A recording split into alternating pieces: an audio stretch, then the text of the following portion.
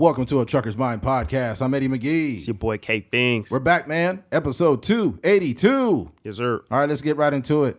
Very unfortunate RIP here from DJ Casper. If you guys don't know who he is, it's the guy that did the boom, boom, to the left. Take it back now, y'all. One hop this time. Dan. Two hops this time. Dan, dan. Three hops this time. Boom. Slide to the left. Dan, slide to the right. Dan. Crisscross. Everybody clap your hands. We kind of like, we was a little out of order there, but y'all get the gist of it. You get the gist of it. Yeah. Yeah. So rest in peace to him. And if you have ever been to a black function, but that song became universal amongst more than just black people. Yeah. That was always, it always became a group activity when this shit came on. Yeah. Everybody would get together, grandparents and grandparents and little kids, and like it transcended age, where your whole family could do this dance and everybody was so happy. And so rest in peace to him. Chicago native and Cha-Cha Slide creator DJ Casper dies at 58 after cancer battle. I know what that's like. My father passed, so God bless him and his family. Chicago DJ Casper, the creator of the world famous Cha-Cha Slide, has died. The Chicago native lost his battle with cancer on Monday. This past May, Casper sat down with ABC's Samantha Chapman at his home to talk about his 2 decades of international fame and his wealth struggles. Oh no, that sucks. That song is huge. Yeah, we was just talking about that. I was saying I hope that he owns his masters. You know what? I read that wrong. I fucked up. It didn't say his wealth struggle. It says his health struggles. Oh God. You about to go on a tangent. Public education. Yeah, I can't read. His health struggles. Oh, okay. And it was his last television interview. Casper was on one of the Chicago's greatest treasures. He came up with one of the most popular line dances to date, yet he never forgot where he came from. When he sat down with ABC back in May, Casper said he was having challenges with his health, but he vowed to remain positive and cherish every moment. He left behind a song that brings people together from all walks of life. Casper said he never thought the Cha-Cha Slide would be an international sensation. When I first did it, I did it as an aerobic exercise for my nephew at Bally's. Casper said, from there, it took off. Airway Smith from WGC grabbed a hold of it. I think that's beautiful, man. Even the intention behind the song was like pure. You know what I'm saying? And there's certain things that we've adopted like as a culture of Americans, and this is definitely one of them. There's a couple songs. There's that one, and we talked about the other one. Down, down, do your dance, do your dance. Down, down, do your dance, do your dance. That's another one that you see a lot of people dancing to. Do right, do right, do right, do right, do right. And then, to the left, to the left. Yeah. To the left, to the left, to the left, to the left. And then now walk it by yourself. Now walk it by yourself. What's the other one too? It's another one too. Oh, the walk it out is another.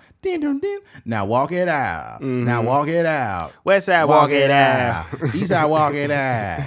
Yeah. Like, all these songs are popular amongst not just black culture. They they got massive.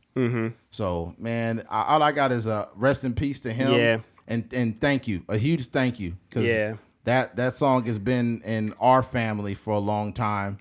Yeah, I was telling Eddie earlier, I was saying like, dang, I wonder what the streams look like on that song, because it's like it's a staple at every house party pretty much, or even like weddings and stuff like that. So I wonder like what the streams look like, and I don't have like the I probably could have looked it up on my computer, but I think it was over 54 million or something like that. And that's crazy. But you would think it would be, a little bit more, because it's such a prominent thing inside of like dance parties. It's probably, if you go to YouTube, it's probably like over 100 something million. Yeah.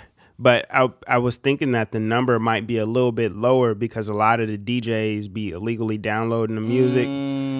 So they just put the stripped MP3 version in a Serato, and then they just playing it. So, and it's also not a song that plays outside of that. Like you can't be you cannot be riding around bumping out in your car. You're gonna be riding with the top down in your car. Now get down, walking by yourself. Now walking by. Now hold on. If you're playing that song and you're driving, let's say you like at Las Vegas Strip, right? And you play that song, everybody in the street's gonna be dancing. Yeah. It's just gonna be random people like on the streets just dancing. Yeah, that's a beautiful thing about music that nothing else really provides is that unity. But it just like you can make a song that really affects somebody's mood. You know what I mean? When that song play, it could be your favorite song. Like I've been in situations where like I've seen like the new poppin' song will come on.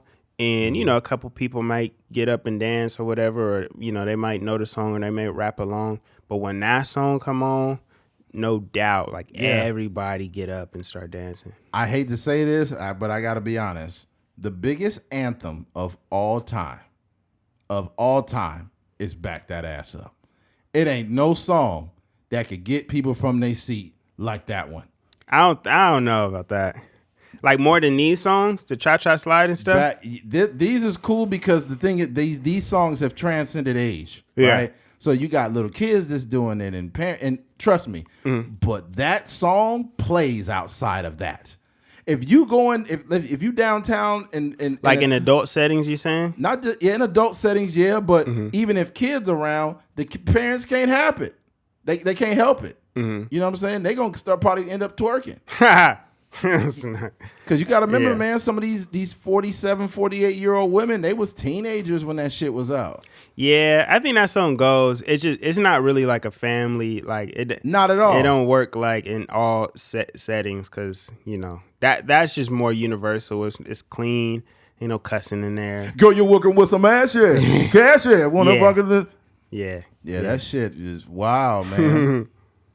Oh man, I remember that came out my freshman year in high school, and it was 99 2000. That was my freshman year. For the 99 and the 2000. Yeah.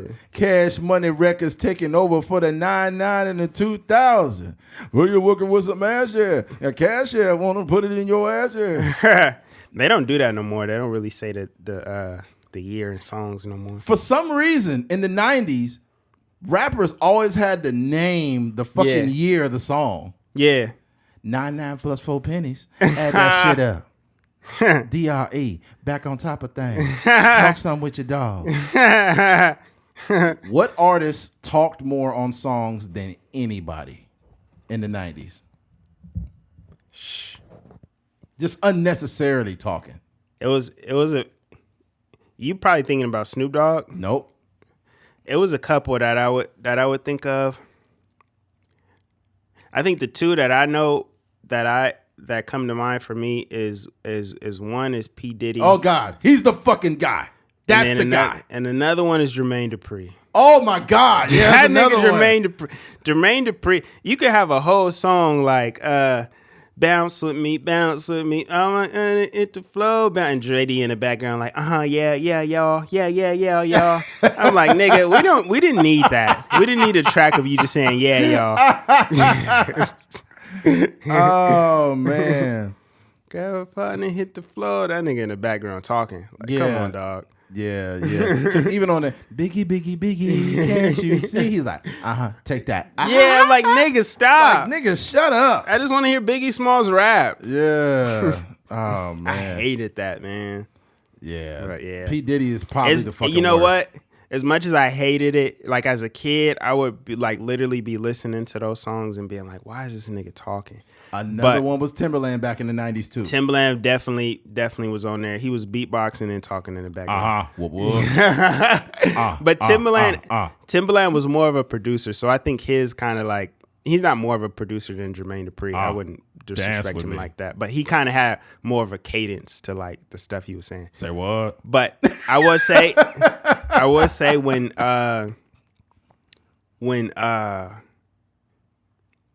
Nipsey called P. Diddy for that Young Niggas, it was kind of like, I was like, okay, it was kind of like that nostalgia. It's kind of fitting. Yeah, I was like, yeah, that's fire. You kind of bringing it back to the 90s a little bit. Yeah. But yeah. Yeah, that shit.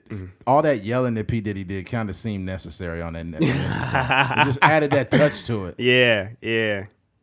That's so it's certain touches that go on songs, and you like, damn, that shit really fit. Yeah. What's that? Racks in the Middle, where dude was like, Oh, Roddy Ricch. Yeah. That shit went in. I was like, okay, that was necessary. But yeah, man. Also, man, rest in peace to Magoo, man. Yeah, Well, for those that I don't know if they remember or whatever, but Timberland was in a rap duo in the 90s, Timberland and Magoo. They had some dope songs, man. Like Love to Love You is probably one of my favorite.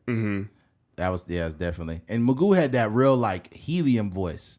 He's like, me be, but she see, so dumb, but me be. Yeah, he had a dope flow. Yeah, he had a dope flow. Yeah, shout out to, rest in peace to him, man. Yeah, it's a lot of like, these dudes are dying young. They only in their 50s, man. So it's definitely important to, I don't know his cause of death yet, so I need to look at that. I don't know, but I hope it wasn't health related. Yeah, but just anytime you dying that young, you just assume that it was, I'm not gonna assume what it was. I just want to say that we got to take care of ourselves. Yeah, especially young folks. I would say me and Keith still exist in the young. Definitely Keith, but me, I'm on the back end of 30s. I'm 38. You like young adjacent.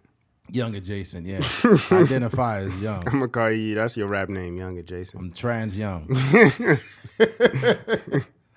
I'm pan young. Pan young. Yeah. All right, let's go switch gears. Switching gears. This is a conversation me and Keith had. We were actually supposed to bring this up last episode, but judging a person by their past. Here's the thing. I think we tend to say that a lot, but let's look at all the things that kind of encompass this conversation. They said you shouldn't judge a book by its cover, right? And we can say that that's a fair assessment, but a lot of times that book and what's on the cover and in that book, they be matching up like a motherfucker. And we know this. Yeah, like if you look at Goosebumps, you're probably gonna think like, dang, this might be a little kind of like a horror book. This kind of falls in that genre. Yeah, definitely. You look at the Goosebumps cover and you say, hey, this might be a horror book. And then you go out and you see a woman that's half naked. You're like, this might be a horror.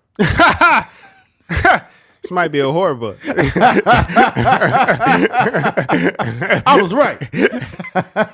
He'd be like, yeah, she was a whore. Never done.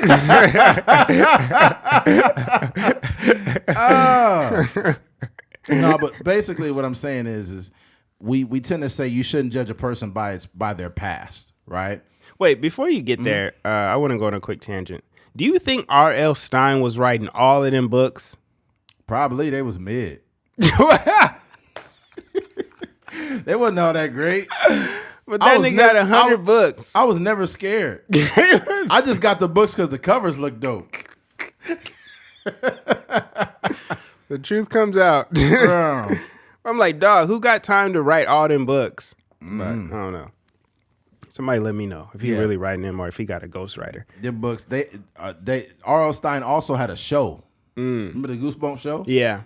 I think the show was scary. And that's me as a kid. I didn't watch the show, but I would watch the I'm thinking about Tales from the Crypt. Yeah, that was scary. That was scary. As a kid, I was like, yeah. I'm gonna tell you what was scary that people forgot about, nigga. The Twilight Zone. I'm talking about the Twilight Zone from way. Oh, I never watched it. I'm talking way it was in black and white. Yeah, it was probably like in the 40s. It was on 30s. Oh, I gotta 40s. watch it. Oh yeah, I know. Used to be scary. Yeah, nigga, I was watching that as a kid. I know. I think Jordan Peele kind of did like a reboot of it or something like that. But yeah, I gotta check that out. Yeah, it was scary. I think one of the most popular episodes of Twilight Zone is like, I think where there's this kid that has these powers and he can like blink people away. Yeah, but yeah, let's stay on topic. Shout out to R.L. Stine. Yeah, it was mid. But yeah, basically we say you shouldn't judge a person by their past, but what we never ever know is how much that person has progressed past that behavior. When you go to get something on credit, right? When you go to get something on credit, the credit bureaus, what do they reference? They reference your past history. When you try to get a home loan or anything, they reference your past history. Why? Because there are behaviors and tendencies that are tied to your behavior when it comes to credit. And they reference that. And part of your credit, too, is like, one, how long have you consistently paid your bills on time? And then two, like, how long have you had specific accounts open in, that length of period? So, kind of relating that to, like, our personal life is like, like how consistent have you been, like, working on the improving yourself? Have you stood the test of time in regards to this is the question. So we just, as people, I think, and let me give you another example. When you have been an alcoholic for 25 years and then now all of a sudden you haven't drank any alcohol in the last 3 months, you don't say, hey, that was in my past. You say, I'm a recovering alcoholic. Why? Because you have way more history of being an alcoholic than being a person that's not drinking. Yeah. There are people who have not had a drink of alcohol in 20 years and they say, I'm a recovering alcoholic because I've spent more time being this way. My tendencies over the years have been this. Some people don't even say I'm a recovering alcoholic. They'll just say I'm an alcoholic. But I haven't drank in 20 years, but I can't drink because I'll go overboard. Yeah. And I personally, I know one of my uncles, he battles with, sobriety and stuff like that. And he was going strong for like 4 months. Yeah. And then one day it just kind of slipped back into that. Yeah.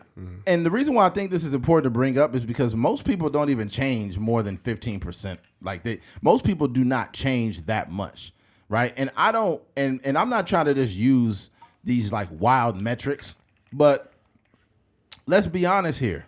How long does it take for you, especially if you're not doing it intentionally, how long does it take you to break the habits of who you were, supposedly? If you've been a guy, right, and let's think about this. If you've been a man, as a man, if you've cheated in every relationship you have ever had, and you find this new woman, she's amazing, she's awesome, and you feel like this is definitely pertinent information that I need to share with this woman. Hey, babe, I love you. I've cheated in every relationship I've had. What do you think she's going to think about you now? Even if you say this is in my past, but I've cheated on every woman I've been with, nigga, do you think she's going to think that's still in your past? No. No. Yeah. So we got to cut this shit out, man. I'm not saying that we need to just judge a person. I think we should evaluate people, but we got to be real about this shit. If a girl has been a hoe for fucking 15 years, yeah, and now you with her, and her last episode or experience was her just being out in the world, you basically you don't have a decent reference. I think it's like an analogy would be like a Carfax history report, because if you get a car that hasn't been in an accident, obviously like the value drops on it and stuff like that. And the car might run amazing. It doesn't necessarily, just because a car has been in an accident doesn't necessarily mean anything bad about it, but it's just pertinent information. You know what I mean? Just 'cause in terms of like potentially potentially a thing could be leaking over here. Potentially 100%. Like something may not have been put back right. But at the same time, like if you do find a good mechanic, a person that could piece it together really good, then the car could run like it's brand new. 100%, 100%. But here's another thing too: if you are the owner of a used car and you got to patch it up to work, do you still want this fucking car? I'm talking about for women or men. If a woman get with a guy that he done cheated in every relationship he been in, how is that gonna what is that gonna do to your mental health? You're going to think this guy's dick is in almost every other woman he encounters. Yeah, especially if you already got some insecurities or you've got 100%. Some traumas in relationships. So you just added another trauma to this woman's life, and you think like that was in my past, but in the way you're interpreting it and the way she's interpreted it is way different. Because she loves you, but she's hard for her to trust you. You've cheated on every woman you've been with, right? It's just like a woman, you've been a known hoe. And now you want to get married and all of that. And you're like, I'm a Christian now. I don't do that. Baby girl, that was only 5 months ago. That was only a year ago. You've been a hoe for the last 20 years. And now all of a sudden you think you just okay. We're creatures of habit. And habitually we build up behaviors. This is just a human experience. So I think it's a little bit irresponsible to just say, hey, don't judge a person based on their past. I don't feel like I have to judge a person because we all got something, but I think it's important to evaluate a person and evaluate their past, because sometimes people have things in their past that are unforgivable. If I know you did something in a way where you assaulted a woman, I can't be around you, brother. I'm sorry. I can't be around you. You could have prayed about it. God could forgive you for it, but I don't. Okay, you beat on women, you punch them in the face. I can't be around you, brother. I'm sorry. You know, and people might say, hey, that's judgmental. But that's why we can't just chalk it up to this very simplistic, it was in my past. It was in my past. It was in your past to you, right? You might have cheated on your wife 20 years ago, but ask her how she feel about it now. She's still probably hurting from it. Yeah. And it was in your past. It was in your past, in your mind, but she's still hurting from it. Yeah, it's just something that she probably be trying to block out. Yeah, bro. Yeah. Yeah, I don't know why I was just thinking about this one day. And I was just like, bruh, I just think it's a little irresponsible for us to say that. And we also say it was in my past because we're not proud of it. So of course we're going to tuck this shit away and say, hey, it was in my past. Let it go. You should get over it. Blah, blah, blah. First of all, whatever that was in that person's past or whatever, you don't have to accept it. You don't. If a woman's with a dude, he didn't cheat. If a woman's with a dude and he didn't cheated on every girlfriend he had ever had, and she says, look, I'm sorry, I love you, but I just can't take it anymore. I have too much anxiety, I'm stressed out, and I just can't be with you anymore. And he's like, wow, so you're gonna leave me because you're jealous and you're this or that? Bro, if she left you, dog, is she wrong for it? No. I'm just saying. Yeah. Like if she left you and she had some type of reasoning to believe that you might be doing something, she's not crazy. Yeah, and I've heard of situations where people talk about, like, you know, they may have gotten cheated on, and a lot of people stay together after they get cheated on. So I don't really have an opinion on what a person should do. Right. But what happens is I've heard people say, like, you know, I can actually forgive you, you know, and we can actually move on. But the only thing that will happen is that I would get triggered by this situation, and I would be getting reminded of it every time, you know, you do something that resembles, you know, anything that you know that you did, or the patterns that you had, the hiding your cell phone, or turning your phone upside down, or taking your phone in the bathroom, which whatever the case may be. Like, I can, you know, that thing would trigger me. So therefore, like, we gotta break up. And that's kind of like, you know, what you were saying, like, the past is, you know, the past is the past. But some of that stuff is like, if you as a person feel like you can't live with certain things, or, you know, you can't live with, you know, whatever your partner did in their past, and it's very much in your right to, you know, to move on from that situation. Yeah, 100%. And also too, what we need to stop doing is we need to stop acting like the behaviors of your past have not manifested themselves in your future. We have to stop acting like that. And I'm gonna tell you why. If you're a dude that's getting hella pussy, right? You smashing all these chicks, but you meet a good woman, you with her now, the tendencies and the behaviors that got you all that pussy don't just disappear. Some of your behaviors that you have still play themselves out in your day-to-day business. You might be out and about, you know, you see a pretty lady and you like, it's no problem. I could just say hi and introduce myself. It's not a problem. Nigga, you can't do that anymore. I heard people say, like, I just want to see if I still got it. Yeah, you can't do this anymore. Like, dog, you got to chill. You can't do this anymore. I see this with men and women all the time, right? And people will say, like, well, if you're single, you really shouldn't have an opinion about this and that. Bro, staying single is probably one of the, I won't say it's one of the best or worst things, but the inconvenient thing about being single for a while is that you look at all these relationships crumbling around you, just, and you look at all the behaviors of these people and what they do. They can't even uphold their own relationship. It'll be a woman that, like I mentioned, she probably was hoeing big time. She meets a good dude, right? But now she still got hoe behavior.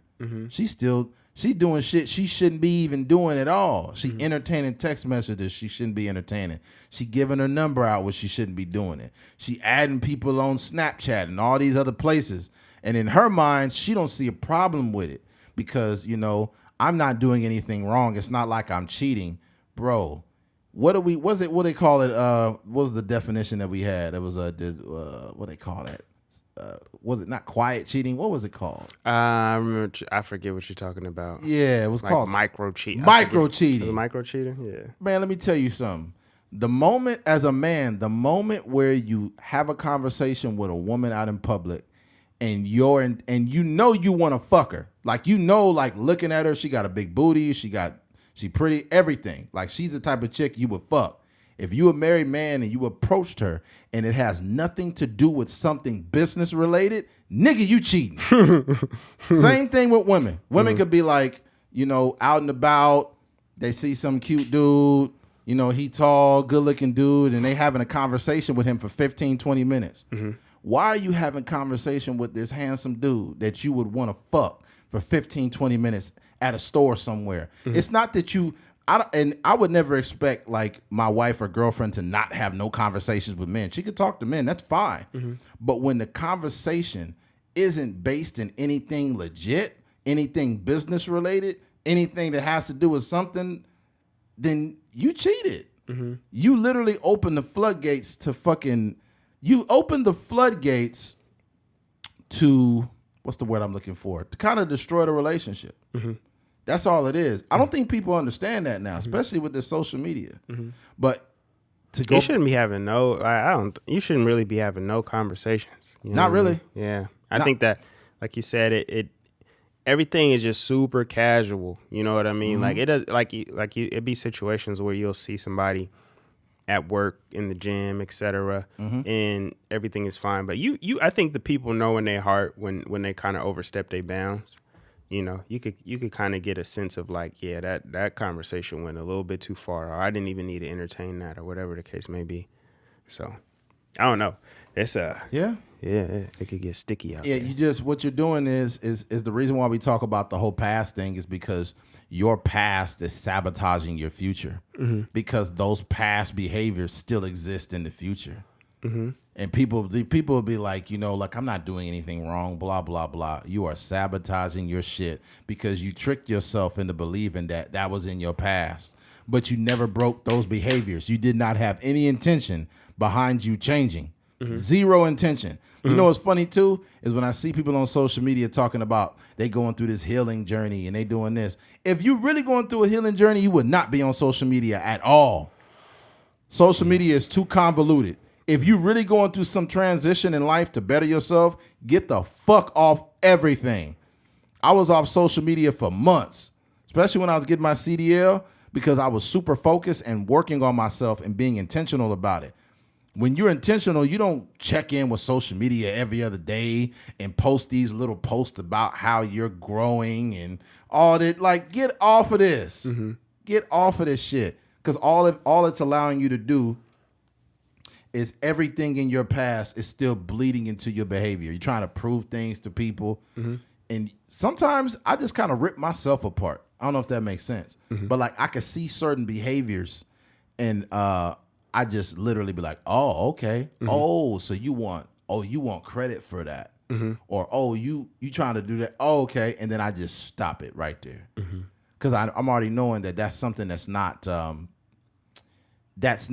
conducive, you know, to the man that I eventually want to be. That's not conducive to it.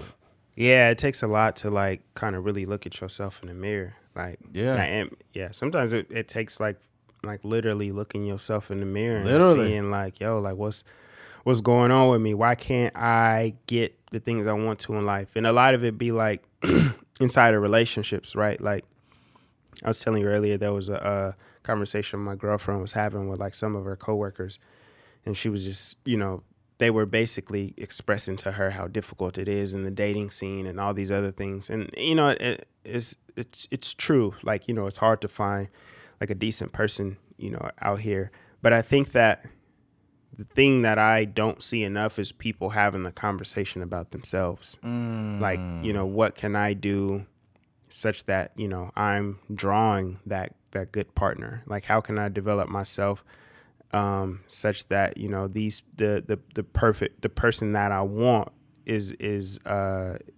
attracted to me? And I think that that's a conversation that we don't have enough. Most people have a conversation about what's wrong with the world. Most people have a conversation about what's wrong with the men out there, the women out there. And it's never really about like, yeah, maybe I do need to get in better shape. Maybe I do need to get a better job. Maybe I do need to go back to school. It's always like, you know, this person, I just want them to accept me for who I am. That's like, selfish. Like, yeah, that's real, you know? And it sucks because because you don't want to get into a relationship with that other person that's working on themselves. That's there you go. Going to therapy and getting in better shape and getting right with their family and their parents and all kind of other stuff. You know what? You just said something right now. You really just said something. You basically said, just accept me as I am. That's selfish as fuck. And the reason why it's selfish is because that means that sometimes that's an excuse to do nothing. So if I told a woman, you know, accept me as I am. So you need to accept me as an alcoholic. You need to accept me as stupid. You need to accept me as being disrespectful. You should accept me being not having any way of having any communication skills or anything. Yeah. Like, you not even doing the work. Like, people don't realize too is you got to do the work on yourself while no one else is there, bro. Yeah. Like, you got to do the work. Like, I would say, I'll speak for men when I say this. And I'm talking about men. I know women don't do the work either. But as men, we don't do enough work on ourselves as men a lot of times when we're single, because there'll be scenarios that pop up. And because you didn't do no real intentional work on yourself as a man, everything is imploding. Everything is imploding because you don't got no kind of discipline, no nothing. Yeah. And then you think like, shit, this is how you met me. Like, this is how you met me. You're judging me because this is how you met me. Yeah. And it's like, bro, at some point you got to evolve, whether it's with a woman or not. If you just not evolving and you just sitting back, accept me stupid, accept me fat, accept me as a drunk. No, nigga, you need to better yourself. Yeah. I don't think that you'll ever get the type of relationship you want in that. Like, that's almost like enabling you. Right. You know, I don't want anybody that just accepts like half-ass like K-things, you know what I mean? Like, I want somebody that's like that expects greatness out of you. Facts. You know what I mean? And that kind of can push you and let you know like, yo, like, this is, hey, you slacking a little bit over here, or you should do this, or you should do this, or, you know, I believe in you in this area, you should continue doing this, or what about that idea that you had? Like, you know, you should, you know, double down on that, whatever the case may be. Not the person that's just like, oh, you have a little bit of anger issues. I just love you because, you know, you're just such an angry person. It's like, no, like, nigga, go to therapy. Talk to your dad. Like, get over it. Right. Yeah. Right. That's a good one. And also, too, there's certain things that you got to notice about you. Like, you'll be like, oh, no, I got to do this. Because the thing about it is, like, I was talking to Keith, like, I have to make sure that I don't say I'm going to do something and then I turn around and I don't do it. Because what happens is this. You have to develop the behavior of being intentional and doing things when you, matter of fact, don't even say you're going to do them. Just fucking do it. Because now if you're the guy that says things, right, and then you don't follow up on it, and then you find this awesome woman, she may not ever tell you, but deep down in her subconscious, she'd be like, he ain't gonna do shit. Yeah. You might have a brilliant idea. You say it in front of your lady, and you be like, yeah, that'll be cool. And we could do that. I could go there and do that. And she'd be like, oh, baby, that's awesome. But deep down inside, she know you ain't gonna do shit. You start to turn into a talker. I would not necessarily say, like, don't say anything and don't do it. I would say, like, you have to develop a strong relationship with your word. Right. And I think that, like, you know, it could be like the little things, and I'm still like a work in progress myself. Right. But it got to be the little things, like with time. I wouldn't even say time, but like in terms of like, you know, me and Eddie, it could be something as little as like I'll send this to you tomorrow. You know what I mean? And making sure you send it tomorrow. And if 100%. You keep practicing and habitually doing that, and habitually like everything that comes out of your mouth you're doing, then it becomes easier for you to say, like, hey babe, I'm going to start this business, you know, or by the end of this year I'm going to start this business, and by the end of the year you develop yourself enough to where it's actually going to happen. And like you said, because it does happen, like a lot of that stuff fall on deaf ears. Like when you a person that I call those like idea men, like, you know, the person that's like, oh man, nigga, I can't wait to get this cryptocurrency popping, and I can get once I get this real estate business and I get my real estate, like, you know, like the idea people that just talk about ideas all day, and like they'll call you on your phone and, you know, they just talk about a great idea or business venture they got for 3 hours out of your day and don't ever do nothing with it. Never do it. Yeah, like that's like, you know, like you said, that starts to develop a relationship to where the girl is like, yeah, that's cool, honey. Like that's amazing. Think about this. Let's think about this. As men, when we have other men that we know and they do this and they talk and they say, man, if we start to get not even frustrated, but if we get kind of annoyed or kind of like we don't have faith in this person's word because they don't keep it honest, how the fuck do you think the woman feels in your life? Because in her mind, she's like, this is the guy I'm supposed to rely on. He always says something, he never does it. Yeah.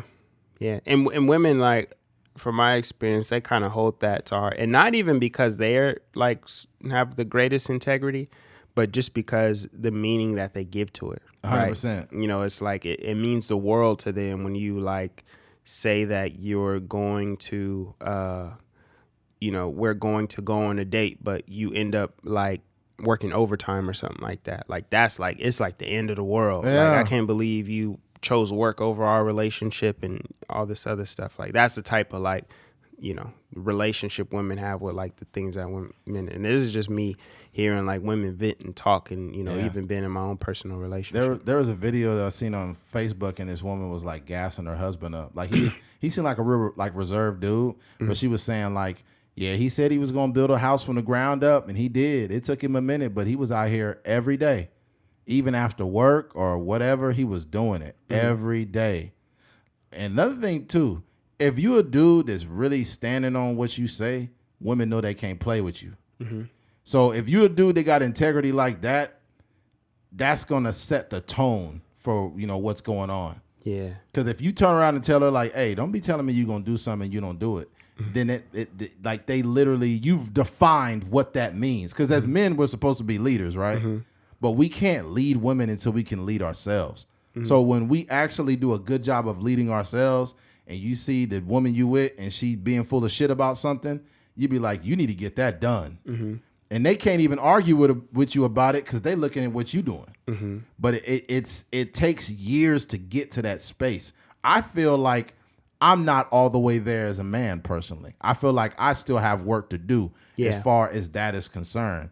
Yeah. But I think that a lot of men are not even aware about it though. Yeah, I think I'm there with you. And not even in terms of like a relationship, but more so in terms of, like you said, like leading myself. Right. Like, because I say things, and not a lot. I'm very mindful of like making promises.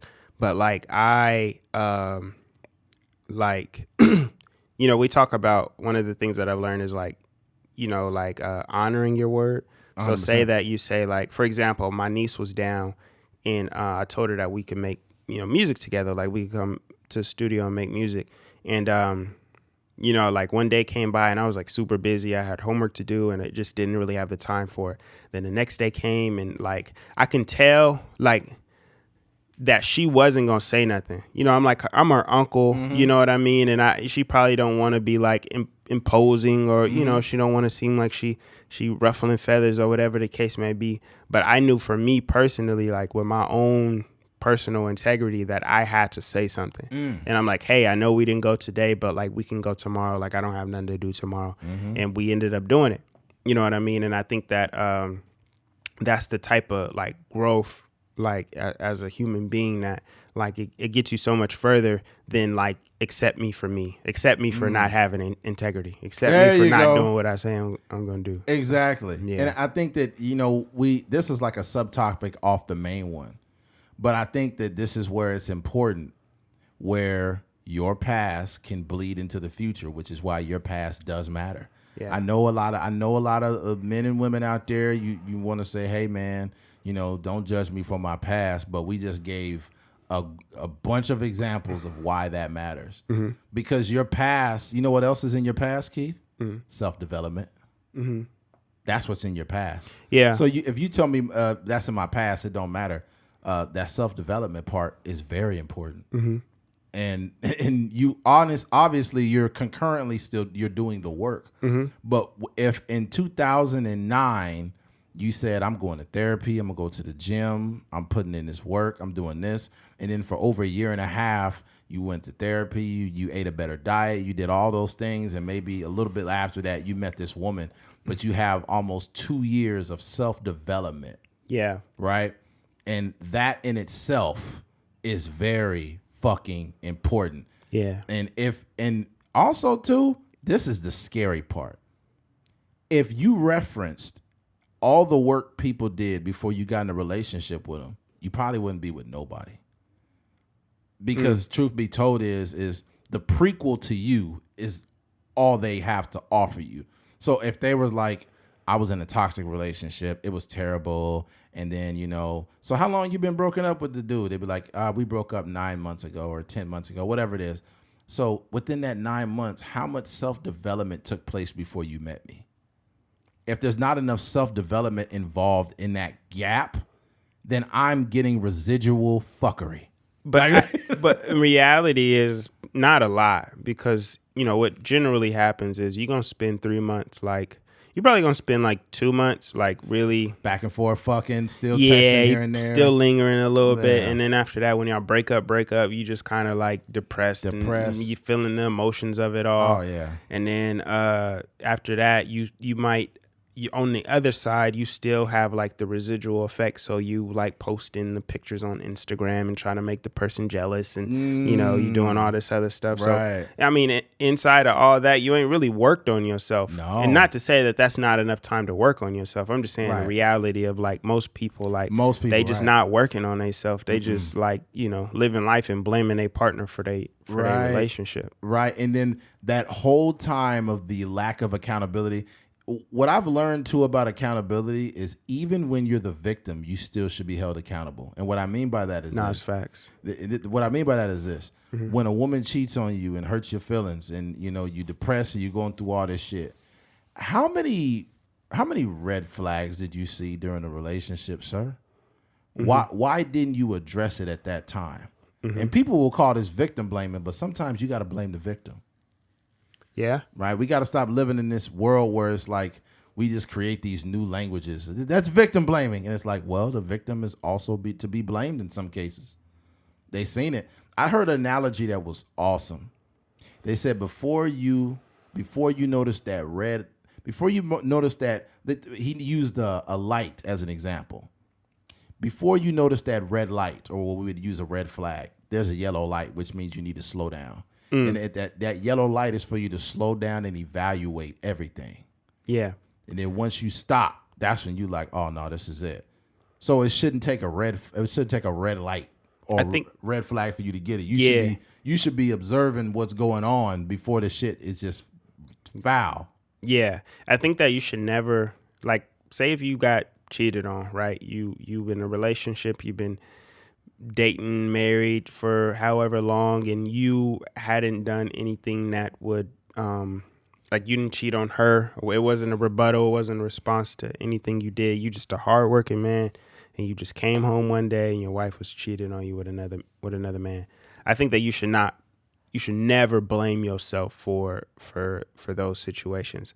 But I think that we need to be responsible for our lives, right? 100%. Because if you have that idea, or you just play this victim role for your whole life, then there's just no progress in that. And I think that when that does happen, you just assess the situation. What could I do? What did I do in this relationship? If you find out that you did nothing, then boom, just move on with your life, and figure out a way to try to minimize those those experiences. And that could be, one, just knowing yourself better. Because sometimes when we don't know ourselves, or we get in these relationships with certain people that may not be the best for us, then, sometimes you can put yourself in those situations. So, like you said, in that break period, really developing yourself, really, understanding yourself and really putting yourself in a situation where that doesn't happen again.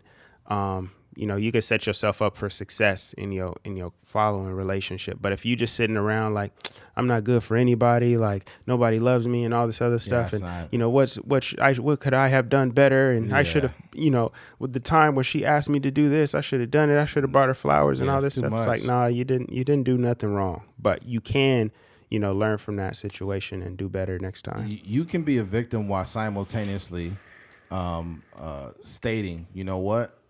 I don't blame myself for her cheating on me. I can't do that. That was wrong. But I can blame myself for choosing a woman that was not the best fit for a relationship. Yeah.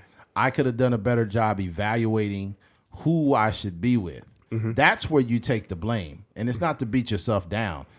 I think that we have these moments where we've evaluated something as not suitable, not good, or whatever the case.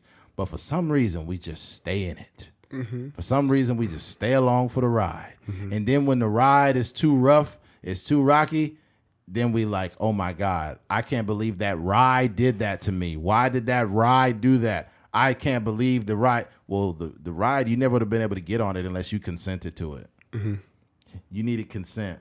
Mm-hmm. So nobody forced you to put a gun to your head. Mm-hmm. That's why when I hear certain men and women say stuff, bro, especially on the internet, these conversations are terrible. Mm-hmm. It would be a dude like, these modern women, all they want to do is do this and they want to do that. And it's like, bro, you speaking from a traumatic experience. Mm-hmm. I know that it could be a little bit challenging to find a decent partner in today's world. But at the same time, with that attitude, what the fuck do you think's going to happen, buddy? Yeah. I think we could, probably wrap it up here. But one thing I will say is just like the best thing that you could do for yourself in your life in any situation, whether it's a relationship, a job, whatever, you just take on the case that like you are the driver. I am the person that's either causing these relationships, and I can't control what other people will do. I can't control if this boss wants to hire me. I can't control if this boss wants to fire me. But if you take responsibility for your role in every situation, and then I think no matter what happens in your life, you'll be able to bounce back much easier versus playing the victim your whole life. And some motherfuckers will be a victim their whole motherfucking life. Mm-hmm. I've seen it. Mm-hmm. I've seen it multiple times. Yeah. It's like, bro, you fucking 38, man. You can't keep doing this shit, man. Mm-hmm. Yeah. All right, let's go ahead and switch gears. Switching gears, the Montgomery, Alabama brawl. I think that the internet has oversaturated all of you guys with this news. So me personally, I chose to have a different take on it. Right? We all know what happened. The brawl that went on in X and Y, because you've been beat over the head on TikTok. Mm-hmm. You've been beat over the head on YouTube. Been beat over the head on the news with this shit. You know what it looked like? It looked like Avengers Endgame. Yeah, it did. It's just a bunch of people just running at each other. Like, the nigga with the hat was Thanos. Oh man, my thing is I've never been that mad where I would throw my own hat off. It's like I paid a lot of money for this hat. Yeah, look, I'm gonna flip the hat backwards at least. I ain't throwing this off. You're not gonna throw it off? Nah, just flip it backwards, and we could get busy that way. Yeah. But yeah, man. Obviously there was a fight, and that had ensued on over there. Let me click on this link here. All right. All right. One of the guys has just got in some serious trouble though. For the guy that hit the person with the chair. Mm-hmm. They just got him. His name is Reggie Ray.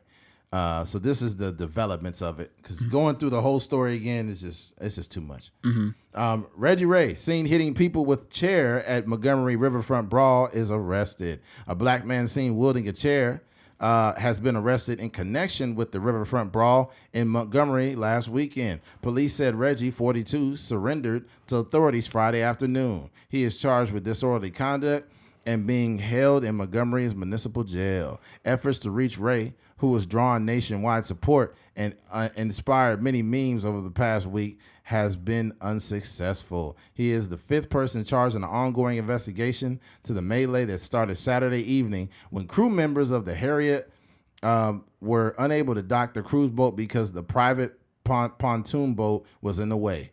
A now notorious melee ensued, including punches and even a chair, all caught on multiple cell phone videos. Ray, previously identified by police as Reggie Gray, is the first person charged who was not on the pontoon boat. Those from the pontoon boat have been charged are Mary Todd, 3rd-degree assault, Richard Roberts, 48, 2 counts of 3rd-degree assault, Alan Todd, 23, 1 count of 3rd-degree assault, Zachary, then Chase Shipman on 1 count of 3rd-degree assault. All charges are misdemeanors.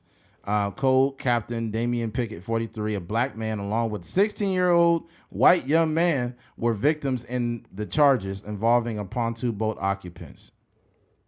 There's more to that story too, because this part of it is crazy.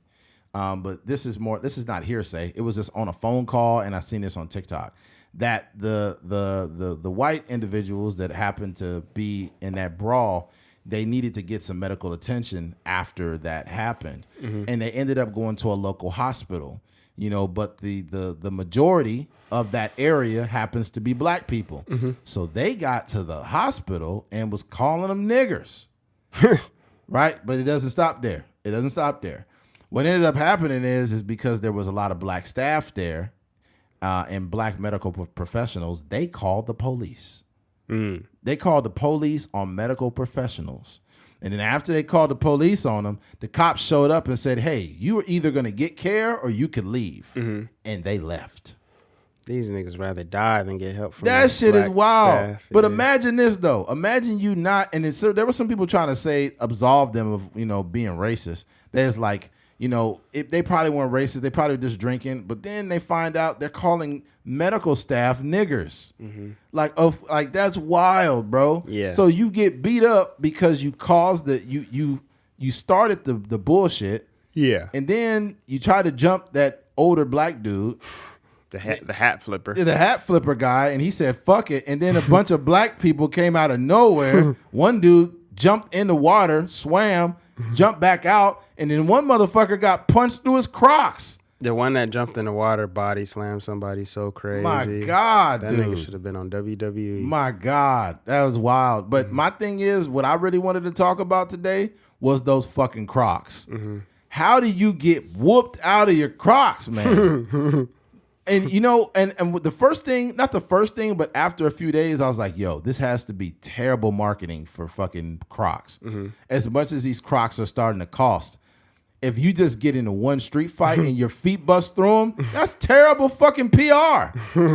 Like, hey, I had a boxing match in my Crocs and they busted through all the way up my legs. That's fucked up. And what's wild is what are the odds? I understand your foot went through it went up here like, okay, but I could see one foot, but both of them? What event, right?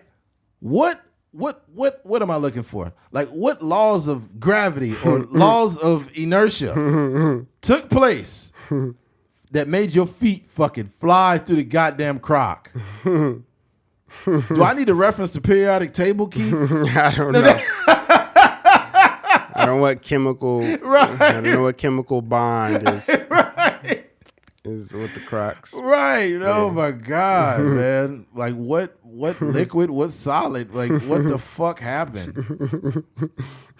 Oh man. Yeah, them Crocs, man. They got to go back to the. Well, I would say I don't know if when they did their studies, I'm sure they have people mostly walking and maybe doing a little bit of light jogging. I don't know if they studied any nigga getting his ass whooped to see if the kicks are sturdy. Oh my God. And what's wild too, I'm going to be honest. If I was a white man, I wouldn't trust black people around chairs right now.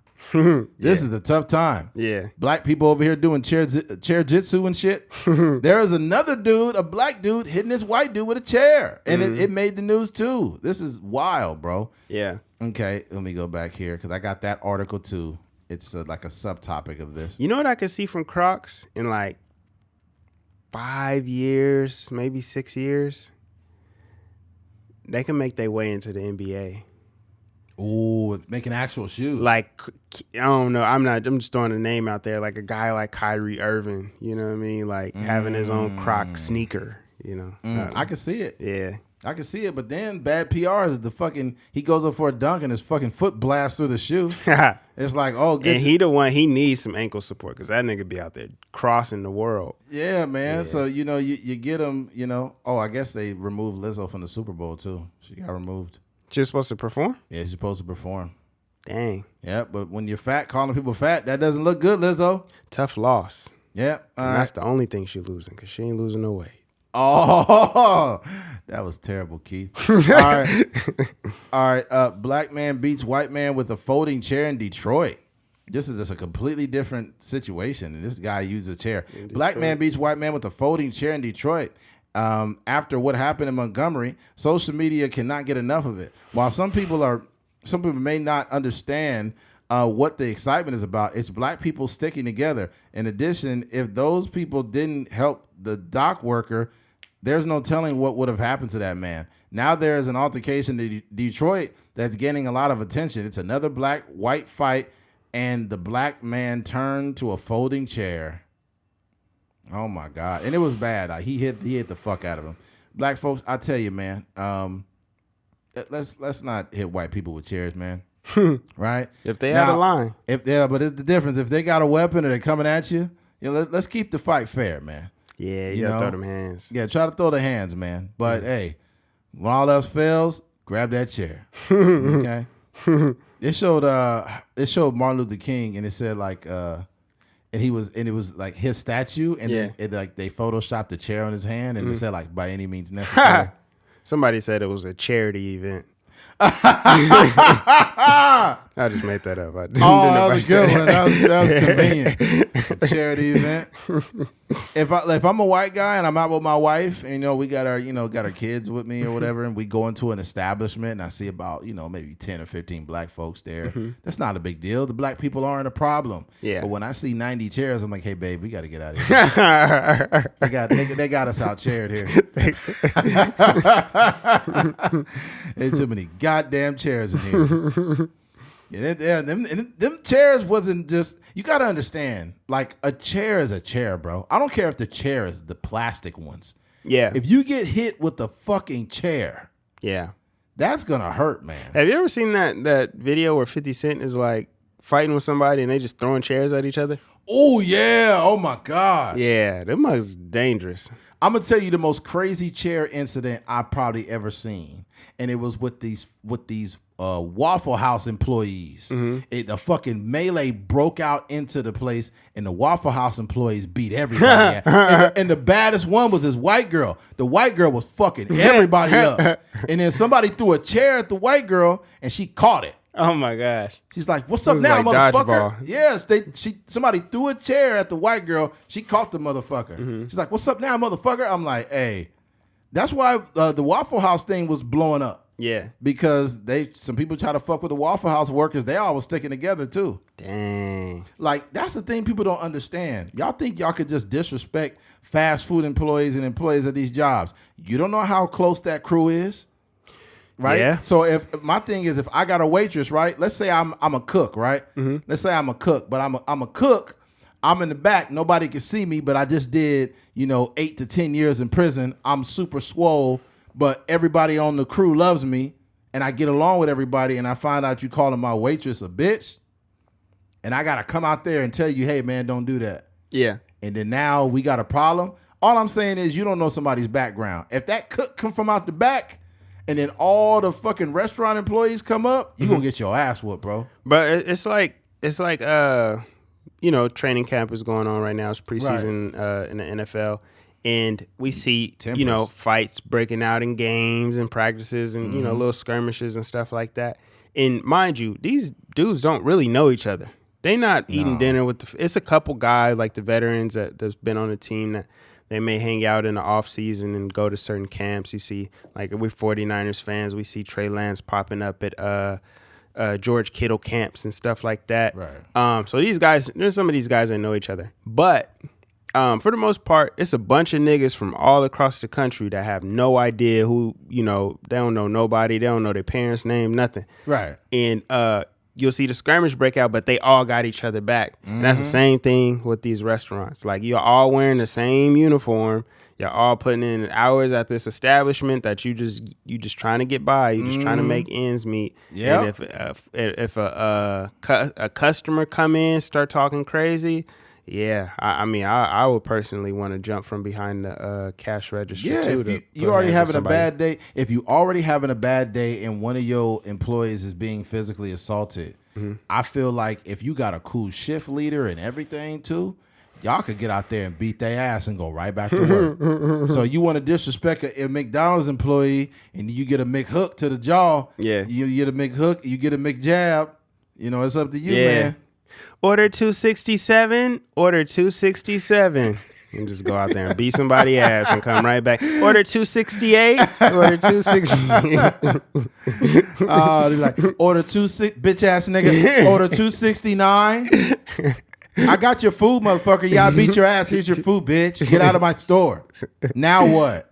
And what? I'm crazy. sure that has happened before. Yeah. Yeah, if you got it, bro, if your shift supervisor at McDonald's they one of them real cool people, like they let you eat food and shit and take food home and everybody get along, because everybody can bond over the fact that that's a shit job and they all get along like that. Right? It happens. But once you disrespecting people, man, you mess with the bull, you're going to get the horns. Yeah.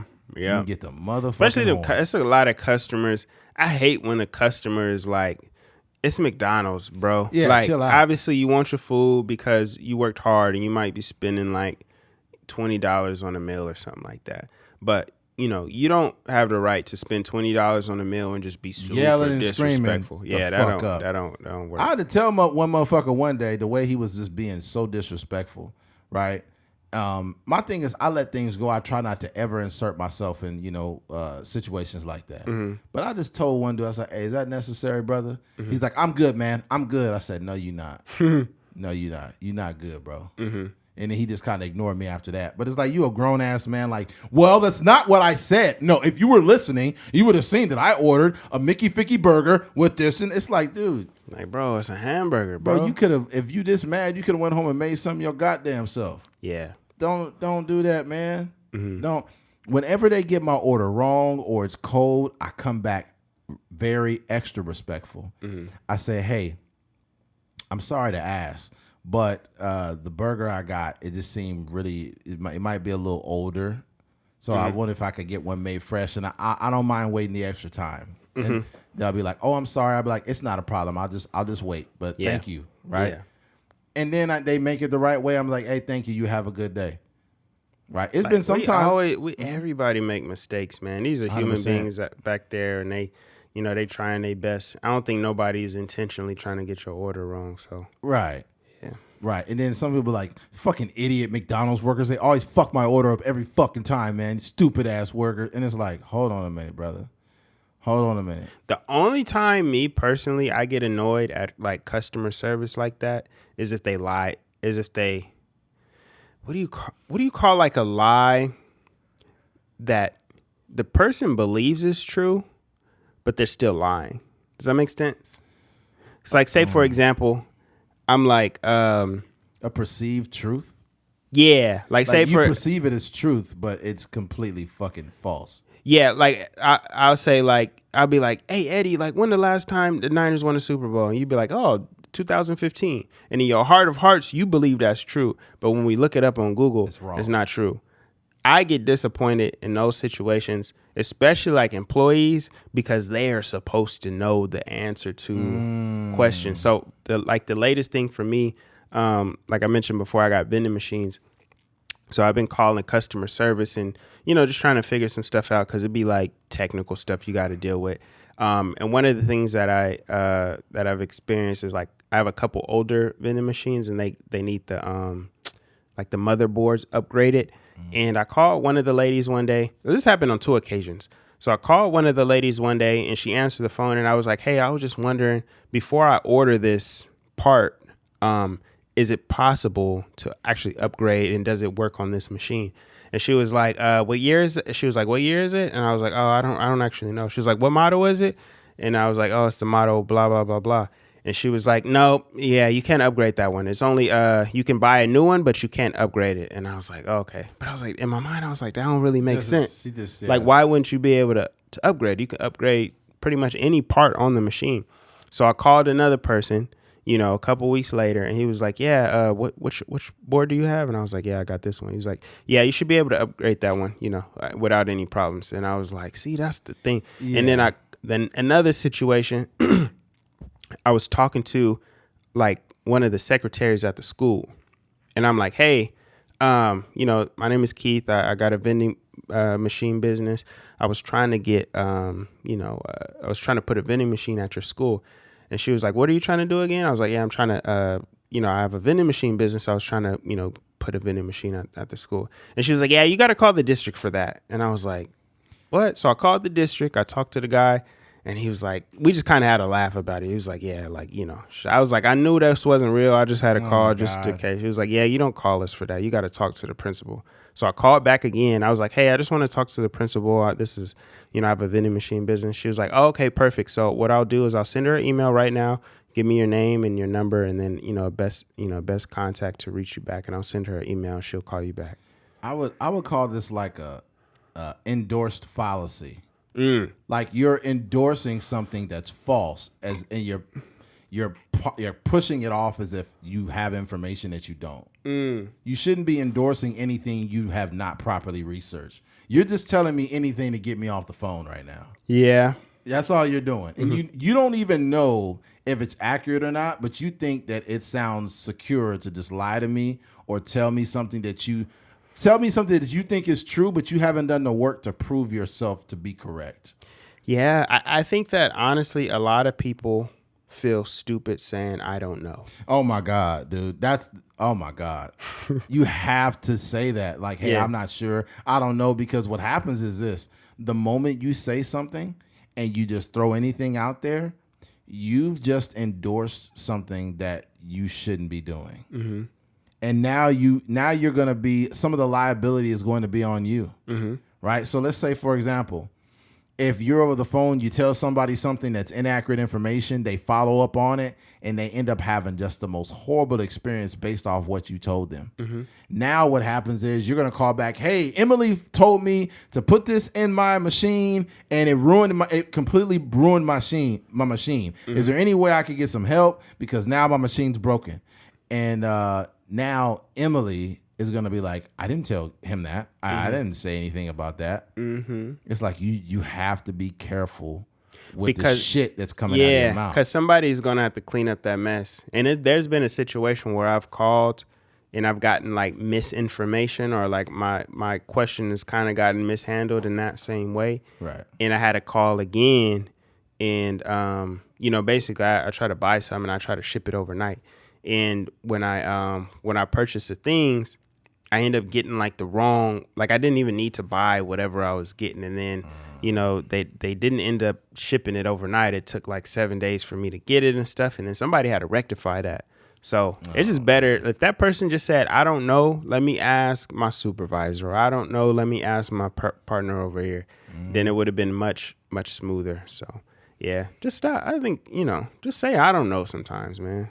Yeah, that'll definitely help you out. Mm-hmm. All right, I think it's fair we can go ahead and move along. Anything else? Nah. Nothing else there? All right, let's go ahead and switch gears. Switching gears. Torey Lanez. For all those that know, Torey Lanez has been sentenced to 10 years. God dang. Yeah, Torey Lanez. And here's the article. We'll read this real quick. Torey Lanez sentenced to 10 years for shooting Megan Thee Stallion in the foot. The Canadian rapper was found guilty of shooting a hip-hop superstar after Los Angeles party, July 2020. Canadian rapper Torey Lanez was sentenced to 10 years in prison after he was found guilty for shooting hip-hop megastar. The hearing began Monday and wrapped up Tuesday, ending a high-profile case in which Megan, 28, was subjected to what prosecutors call repeated and grotesque attacks. It cast a spotlight on the scrutiny black women face when they report abuse. Lanez, whose real name is Daystar Peterson. That's a weird name. Shot Megan, the 3-time Grammy winner, whose legal name is Megan Pete, after a party in Hollywood Hills after home of reality star and makeup mogul Kylie Jenner on July 12, 2020. A jury convicted Lanez, 31, who pleaded not guilty of 3 felony charges in December: assault with a semi-automatic firearm, carrying a loaded unregistered firearm in a vehicle, and discharging a firearm with gross negligence. Wearing an orange jumpsuit, Lanez addressed the court before the judge handed down his sentence. He apologized for his actions and said he took full responsibility for the 2020 shooting. If I could change it, I would, but I can't, he said. Everything I did that night, I take full responsibility. He added, I truly am trying to be a better person. Man, look here, dog. All the time he got, it sounds about right. You never heard me and Keith trying to defend Torey Lanez. I could never go to bat for a man that abused a woman, shot a woman, whatever. That shit weak, bro. And sometimes I seen some men trying to defend Torey Lanez, and I'm like, dog, what are you doing? Mm-hmm. What are you doing? And it's not even like a woman, whatever thing. Shooting anybody, bro, that's bad. But dog, you shot a woman and you on trial for that? Like, I can't defend a man remotely who is even in that situation. All I could do is let the jury, the judicial system figure that shit out. Mm-hmm. You don't get no sympathy from me. I more or less wanted to bring this up, too, because of how his family's reacting to this. And I'll tell you this. Let's see here. Torey's dad says their family forgives Megan Thee Stallion, right? Torey's dad continues to be vocal in the wake of his son being convicted of the shooting of Megan Thee Stallion. Now the rap coroner's father is, crooner's, whatever the hell that means, rap crooner's father is revealing that their family has forgiven Megan. On Thursday, Sunstar Peterson, his name is fucked up too. Peterson. Sunstar and Daystar. Yeah, y'all niggas both need to go to jail. All right, lengthy video on. They got like superhero names. Yeah, they gonna when Daystar. Yeah, by the time he go to prison, his name gonna be Gay Star. Oh my gosh. Weighing in on the verdict that his son facing up to 22 years in prison when he is sentenced next month. During the rant, Sunstar revealed the animosity they had towards Megan Thee Stallion is gone. Let me be very clear when I say this. What I don't like about this is this. I don't care who you are. Son, daughter, cousin, brother, uncle, friend. When you do something that is against the code of our relationship, I don't support you. We could be friends, but if you beat a woman, I can't fuck with you no more.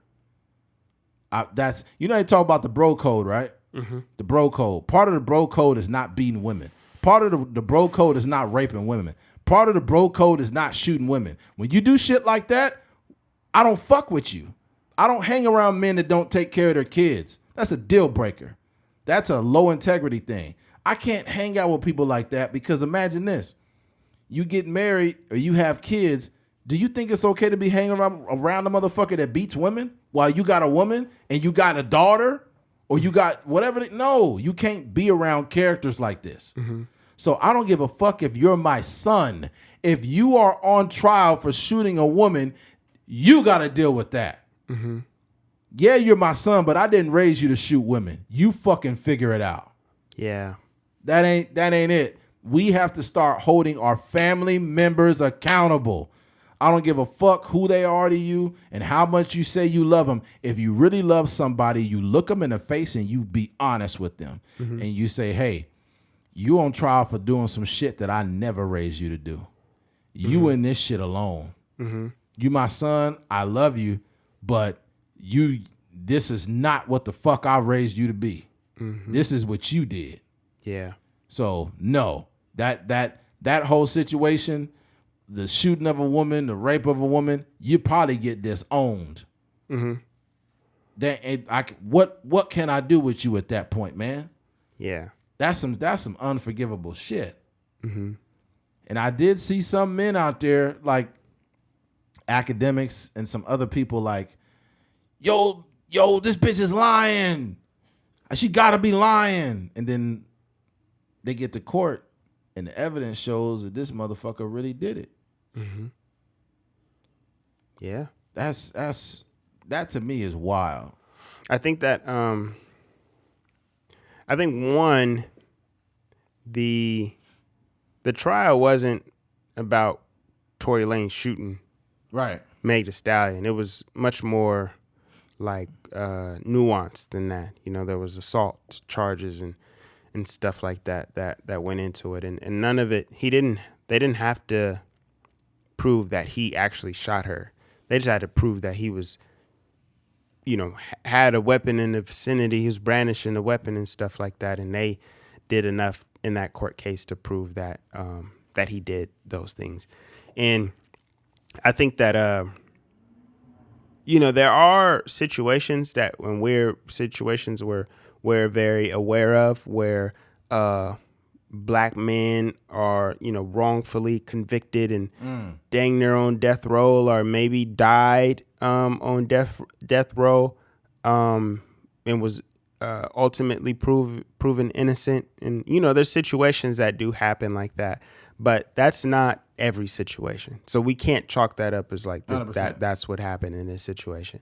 So I think that, you know, with the evidence that they produced and the witnesses and stuff that they had, and the witnesses that don't know Torey Lanez or Meg Thee Stallion from, you know, anybody walking down the street, like these are just human beings to them. They won the trial, and you know, Torey Lanez paid top dollar to, you know, to for a lawyer to help him, you know, beat this case, and he lost. And I think, you know, kind of going back to what you said, taking the angle of the family. Me personally, I'm more of a, you know, unconditional, you know, not necessarily that I am okay with, you know, if Torey Lanez was my cousin, you know, would I be okay with what he did? I think, you know, what he did is still wrong, but you know, I wouldn't disown anybody for a situation like that. I would still love them, and I would still, you know, communicate with them as, you know, as my cousin. But you know, that what he did was not okay. And I think that having this blind faith that just because that's my son, just because that's my brother, just because that's my favorite artist, that means that they couldn't do it. That's not real. No, you know what I mean? Like, all. He sat in front of a jury, and he got convicted, and now he's serving 10 years in prison. So yeah. I just don't understand this world where it's like, because he's Torey Lanez, or because he's a R&B singer or a rapper or whatever the case may be, that this is not possible. That's the same type of situation that happened with a lot of these serial killers.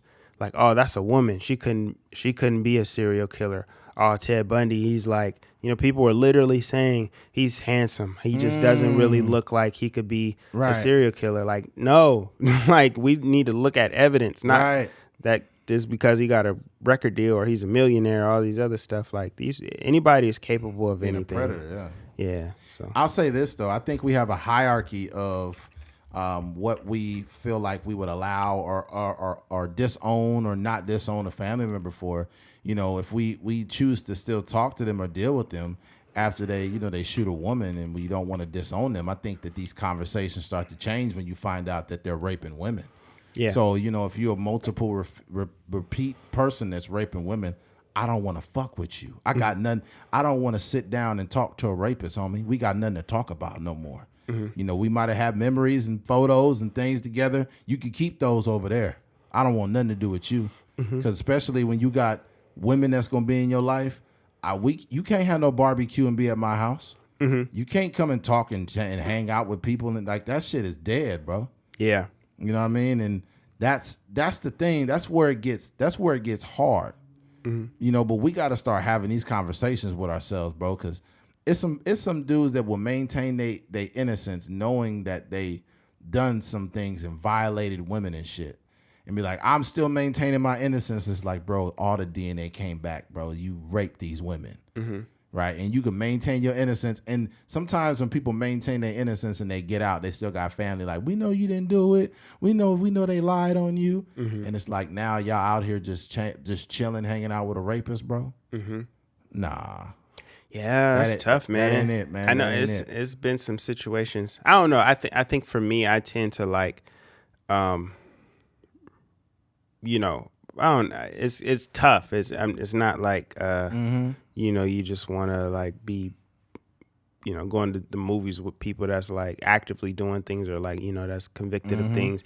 I tend to lean towards like, and I haven't experienced all of the situations. I have experienced some of those, you know, those things that you talked about, and you know, I have been able to cope with certain people, but I think that there's been situations here in Bakersfield where like prominent people, you know, prominent family names have had, you know, people that have been convicted of watching child pornography. Yeah, shit like that is wild. And it's just like, dog, like how do you navigate that? You know, you got the same last name, and you know that's your family, and it's tough, man. Think about how weird that gotta be, bro. Yeah, like imagine, right? Because I would say a vast majority of people watch porn, right? They won't admit it, but they watch it.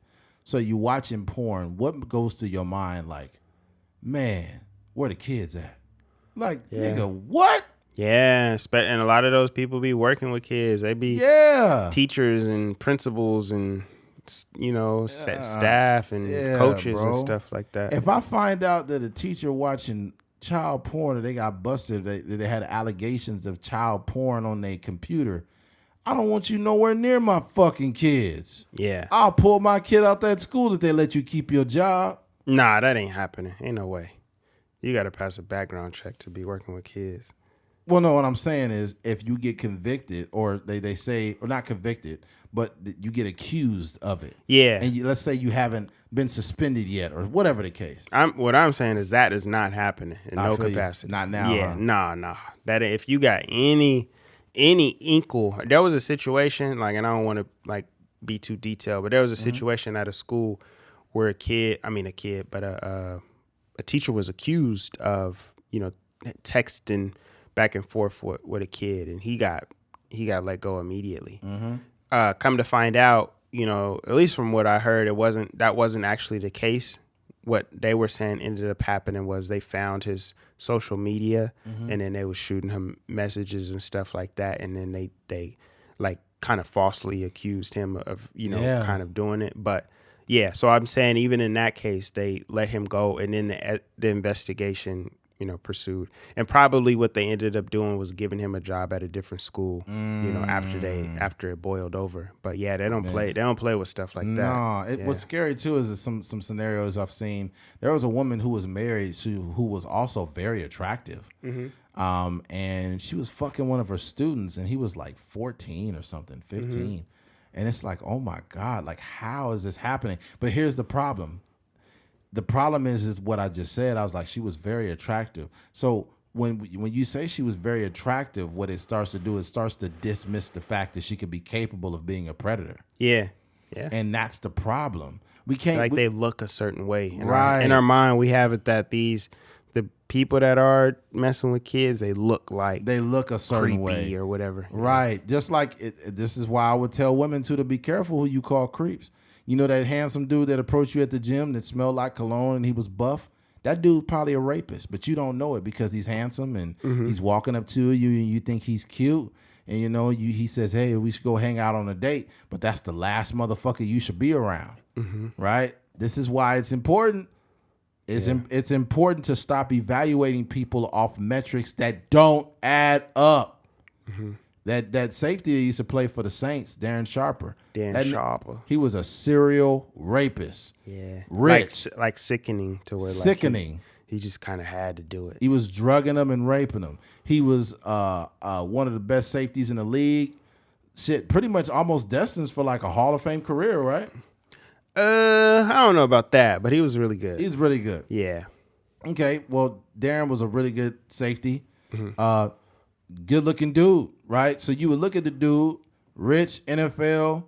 Why does this guy have to rape anybody? Make sense. But these women started coming forward saying, I was drugged, I was raped, and it's this dude, da, da, da. But here's the thing, though, that we talked about this scenario. There were women like that were agreeing to have threesomes with him and all kind of stuff because they felt comfortable with him. Because when a woman will see a handsome NFL rich football player, They just felt like this guy's not capable of being a fucking predator. And that's what women got to be careful with that shit. Don't get comfortable with a motherfucker because he looked the way you want him to look. Yeah. You know what I'm saying? It's motherfuckers that look like Michael B. Jordan, as serial rapists. Yeah, man. You know what I'm saying? You got to watch yourself out here. I'm just saying. It's wild. It's a Google. It's like people also ask like the questions on Google. It say, how's Darren Sharper doing? Oh my God, are you fucking serious? I'm telling you, man. That's kind of going back to the point that I had earlier. Who asked that question? It doesn't have a person. It's just like, it just say people also ask. Whoever asked that question, they must be trying to get raped. That's crazy. That's crazy. I mean, shit, this nigga's a rapist. What? But that goes back to the point I was telling you before the pod about the script that I was working on. Like, that's like people, like, I was watching an interview with like Charles Manson or something like that. And the first question, it might have been Ted, and it's somebody, one of these serial killers. But the first question from the reporter is like, how are you doing? Oh my God. It's like, who cares? Who cares? This nigga murdered 30 people.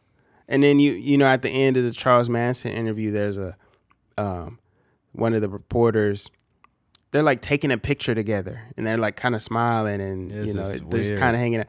And I'm just like, yo, it's so weird that we have this like we almost like forget that like this person like brutally murdered this X amount of people. It's weird the shit that they do. Like even with Aaron Hernandez when he was on trial, and he was on trial for murdering multiple people, and women were like, "I'm sorry, he is so fucking fine," and it's like he fucking murdered someone and took him from their family. Yeah, what's wrong with y'all? And I kept seeing it over and over again. Like, I know he's not the greatest, but oh God, he is so fine. And it's like, see, that's how you get fucked up.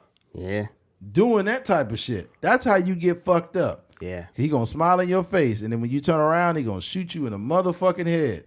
Yeah. Cause you're so mesmerized, and you're freaking what do you call it? When you look up to somebody, what do you call it? Is it glamorizing somebody? I think so. Yeah. It's late. Yeah. Yeah. That's what happens, you know? And there was another one. There was some girl that was locked up, and she had like what do you call those pictures when you get locked, when they arrest you? Like a mugshot? She had a mugshot, but she was fucking beautiful, right? Yeah. And they was like, I don't know what crime she did, but please let her out and all of this shit. Yeah, and you look at the charges, and it'd be like armed robbery, you know, intent to kill, you know, shooting, drive-by shooting, and all kind of crazy shit. Yep. And you're like, no, keep her ass in there. Keep her in there, bro. Yeah. You acting like your dick is medicine or something. It's gonna help her not be a thug. She a thug. Leave her in that fucking prison. That's one thing about men too. Men are so fucking stupid. They'll be like, yeah, that's real. It ain't low key. It ain't just women. Because if right. An attractive woman has a mugshot that float around, and it'll go viral, just like Prison Bae. Yeah, you know? Yeah, Prison Bae. Yeah, Prison Bae was that light skinned dude. He's a real model now. Yeah, yeah. Crazy. It's crazy how a motherfucker would be a criminal and you reward them because they're handsome or they're pretty. What's weird about that? I'm gonna tell you the weirdest thing about society. When society looks at someone who is very conventionally attractive, they are rewarding people for something they did no work to look like that. All they did was be born. Yeah. When you see a woman that got a big old booty and big old titties and she's super fine, right? And all these dudes are doing extra shit. They trying to get her attention. Oh my God, blah, blah, blah. She did absolutely fucking nothing but have big titties. Yeah. It's all genetics. And we acting like these people got the cure to cancer or some shit. Yeah. That's so fucking weird that we do that. Yeah. Fellas, ladies and gentlemen, stop doing that shit, yo. Just stop it, please. Yo, Prison Bae, he winning out here. He got a billionaire girlfriend pregnant. Wow. Oh, he been there fucking the shit out of her. Yeah. So she gonna bail him out every time he get locked up. Yeah. He got a billionaire girlfriend. Yeah. But see, think about this though. The only way you get access to a woman like that is being handsome. He had to do nothing. He didn't have to have no game. You know what I hear women say too, and I've seen this. They'll be like, you know what? If you want to talk to me, you learn how to have a conversation and do this and do that, and it's just like and the vibes and all this stuff, right? Mm-hmm. You know the best way to get a woman's attention? Be handsome. That's really it. That's the number one way. Yeah. Be handsome is the number one way. You got to start doing more work when you're not as conventionally handsome. That's when all your what do you call Riz. it? No, not Riz, nigga. I know it's late, but come on, Keith. Fuck. The Riz. That's what niggas are saying now. Oh, I'm not saying that. I'm 38. We ain't saying no Riz. That's when all of your humor and shit starts to play. Mm-hmm. When you're minorly attractive, I think you need to have an idea of where you exist on the attractiveness spectrum. Yeah. When you have a realistic outlook on yourself and you're not delusional, or if you're delusional or you're too down on yourself, that's a problem. But looks matter when you broke. That's like a regular nigga conversation. That's a good point. When you got money, it don't matter how you look. But when you come up like, yo, I'm Jay-Z, what you doing? That nigga Jay-Z get any girl he wants. He get any woman he want. Yeah. And I don't want to talk about the man like that, but he's not the most conventionally attractive person. Mm-hmm. You wouldn't think he would bag Beyonce. Yeah. You know what I mean? Mm-hmm. But it's like you mentioned, Rich. What he say is like, I'm a millionaire. I'm cute. What'd he say? I forgot, bro. You know what I'm saying? Yeah. I was like, damn. even Biggie said it. Black and ugly as ever. However, I get coochie down to the socks. Yeah. Yeah. Because he's talking about he got money. Mm-hmm. When he said that, however, that's like, yeah, you know what that means. Black and ugly as ever. However. Oh. Twinkies, chicken, fried. He started talking about food a lot before he died. He's like, cheese, egg, steak, and Walter's drink. Conversate for a few, because in a few we gonna do what we came to do. Ain't that right, bro? Mm-hmm. You missed the part, bro. Yeah, you don't give me the quoting Biggie. True. Oh, okay. Yeah. I gotta look at the lyrics. You gotta look at the lyrics, man. Yeah. Yeah, that'd be crazy. Be like, oh, you need to come to my house, eat nachos, burritos, and tacos with my vatos.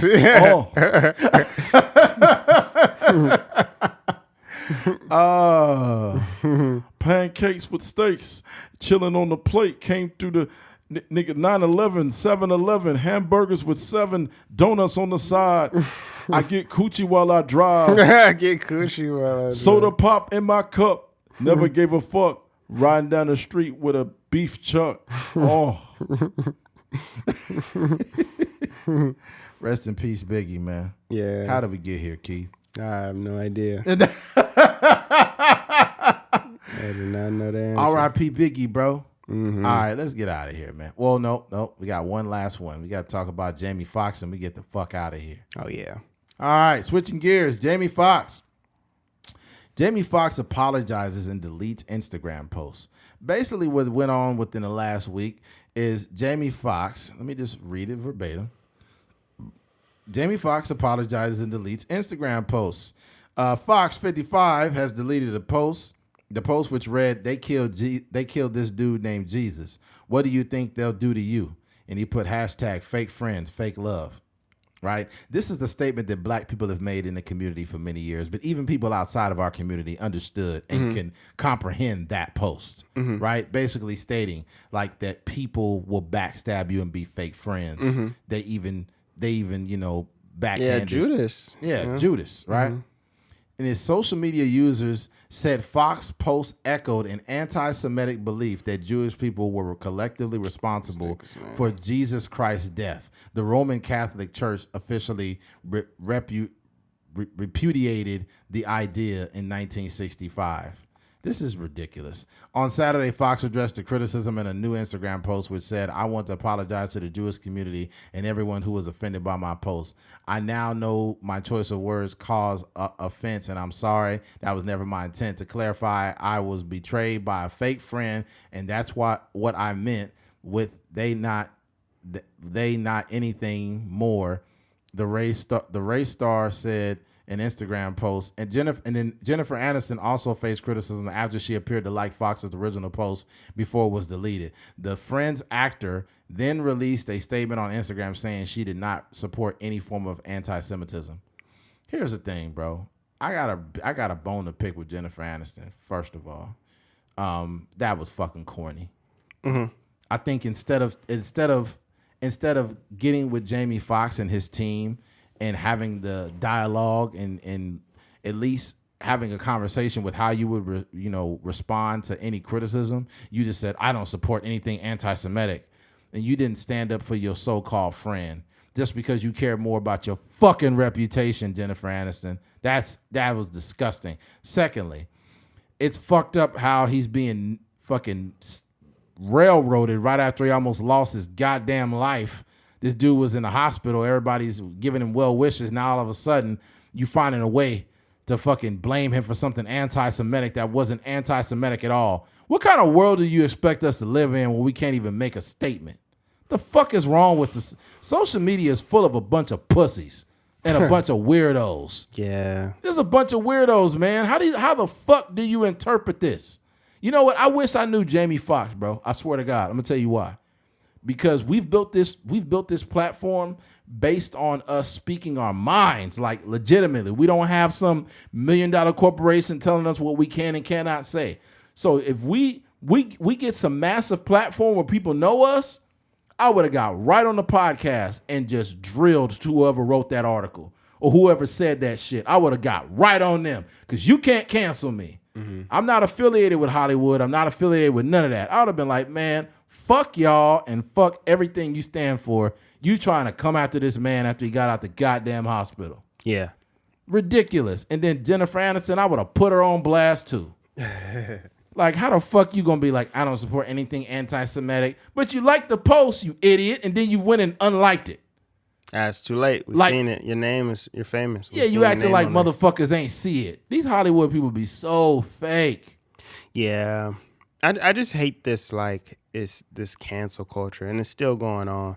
Like, just on the surface, objectively, when we actually look at the post, like you said, it's a saying that black people say all the time. Right. And it, like, the real meaning of it is just like, we not absolved from no type of hate. We not absolved from no type of people stabbing you in your back, because the same thing happened to Jesus. And it's multiple versions of that, that thing. And we use even like the Greek tragedies of Julius Caesar and stuff like that. Et tu, Brute, and all these, we use these things in music, we use these things in casual conversation and stuff like that. So I just don't understand where, like, they be pulling stuff out of this. It's like magic the way they can find a way to be offended. You know what I mean? Like the same thing with the word spaz. Oh, like my all God. of a sudden we got to blank that out of music and songs, and Beyonce had to edit her album and all this other stuff. I'm like, yo, y'all are literally just looking for ways to be offended, and it's a sad world where we can't even talk no more. Man, I'm gonna tell you what, I would want to start a platform or like a media company that whenever somebody come out with an article like this, or they say that this was offensive, I want to find out exactly who said it and why they said it, and I'm going to be on their fucking head. I'm going to be like, you motherfuckers are making the world uncomfortable for people, and you're trying to do it, and you know what the fuck you're doing, and you want everybody to be on there, because what you're trying to do is you're trying to destroy people's platforms. You're trying to make them look like a racist or anti-Semitic or anti-gay or transphobic, whatever it is. But collectively, I tell you to fuck yourself, because it's wrong, bro. It's wrong. It's wrong to be so tedious to the point. This is so weird that it doesn't even make sense. It's just confusing. Like, how would you? The only way you make this anti-Semitic is by you implying, right? This is implying that Jews killed Jesus. Yeah.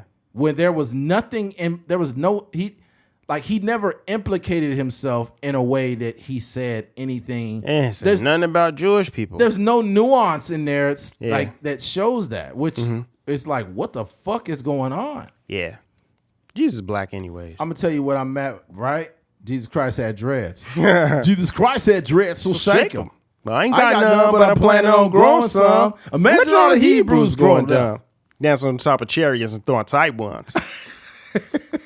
Ooh, Jamie Foxx should have never apologized for something he didn't do wrong. That's why I'm singing this song. Yeah, man. Shout out to E40, man. That dude has been everywhere lately. Yeah. If you want to talk about a real, oh man, that's somebody I really want to talk to so fucking bad. E40. Yeah, that'd be I'll dope. be like, bro, why are you such a hustler, bro? Like, this dude is involved in all kinds of shit. Not only like, you know, wine and beverages, but he got his own burritos. He got his own lupias. Yeah. Like, he's also benefiting from the culture that's surrounding him because there's a lot of Filipinos in the Bay Area. So a black man coming out with his own lumpia company, and he does it like from the ground up. Yeah. You know? I could imagine a guy like E40. And ice cream too. Yeah, I could imagine a guy like E40, like the way Jay-Z did with Duce, where he, I think the company that owns Hennessy, I think they bought like a portion of his alcoholic beverage and stuff like that. I could imagine somebody like, who knows, like, I think it's called Mondelez or, you know, these, or Haagen Dogs or something like that, just coming in and being like, yo, we want to give you, you know, X amount of millions to partner with you and produce your product and stuff like that. Because he kind of building that infrastructure, and it's like, dang, like, I'm sure a lot of people are looking like, yo, if he doing this dolo, like, what could we, you know, do if we start to push it and use our manufacturing to start to do it. So, I'm shocked that not E40, but I'm shocked that Ice Cube don't have this own like beverage in some capacity. Yeah, it's such an easy name. It would self-name itself. Ice Cube, yeah, for sure. Yeah. Like, right here is my new beer that I got. I can't do Ice Cube's voice very good. It's kind of hard. Sorry, y'all, I ain't got no haters. All I got is motherfucking players. We get money in motherfucking layers. So you ain't heard that the album he had a couple years ago? That shit's hard. Nah, I didn't hear it. Yeah, it's cool. I gotta check it out. Yeah, it's dope. He got it's the song he made during when Trump was still in office. The Arrest the President song. You heard that one? Arrest the President. We got the evidence. That nigga is Russian intelligence. Yeah. Ice Cube is crazy, bro. Oh, man. Oh, man. Yeah. Not a whole lot else to say about this, man. I just wish Jamie Foxx well, and I wish him all the health. You know, he looks decent. Now motherfuckers saying Jamie Foxx is cloned, and yeah, weird. Come on, man. I get so exhausted. I think I was telling you the other day on a little voice note. I think there's going to be a like a conservative creative, like that's going to create some type of film or short film or whatever that just kind of pushes back on all this liberal nonsense. Like, and it's going to be like the same way like culturally defining films like Birth of a Nation almost. Like, I think there's going to be some conservative that starts to push back on, you know, on all this the gender identity stuff, and, you know, this liberal, the cancel culture and stuff like that. And I don't have any opinion about it, but I would just be curious to see like how people perceive it, because Hollywood right now is very liberal, so you don't really get the point of view of like a conservative person. Like, a lot of it is like very progressive, where you need every race in a TV show. You need to, you know, all inclusive. You need every gender in a TV show. You need every sexuality and stuff like that. But that shit is starting to get old, because it's once things stop reflecting the real world, that's when it's a problem. Yeah. Like, if you got a movie, like we talked about this, like when things are too lopsided, when they too left, you'll see a commercial and this guy representing everybody. It'll be an overweight person, then it'll be a skinny person, then an Asian person, then a black person, then a Jewish person, then a person with this disabled. It's like all these people ain't in the same room at the same fucking time. Yeah. The one thing that there was like a conversation going around, like around the time the movie Moonlight came out, and it was like the reason why that movie won all the awards, it didn't make a lot of money. It wasn't a huge box office hit. It was kind of like a real independent movie. But it won, Oscar award and stuff like that. The one reason why it was so successful was because it was so specific.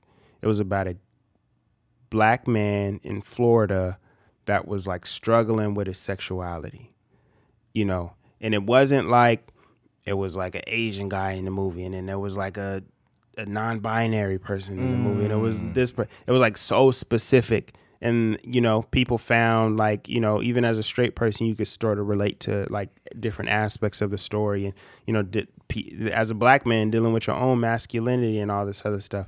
But I haven't seen that movie yet. Yeah, it's a really good movie, but it's just one of those things where like I think that's the way to really reach the most people. Like, for even for our podcast, we don't try to make the podcast that's like super inclusive to where we talk about, all these political topics, and then we talk about football, and then we talk about this, and then we talk about, like golf and all this stuff. We just talk about like what we care about, and, people from all walks of life like join in on the conversation, and they really, appreciate what we have to say versus like, trying to reach the masses and it just not working. So, yeah.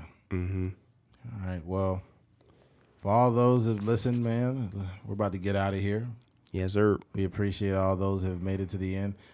Be sure to head over to our YouTube at A Trucker's Mind Podcast. Same for Instagram, _TruckersMind_podcast. Head over to truckersmind.com for merch. Head over to ATMPOD for a friendly donation on Cash App.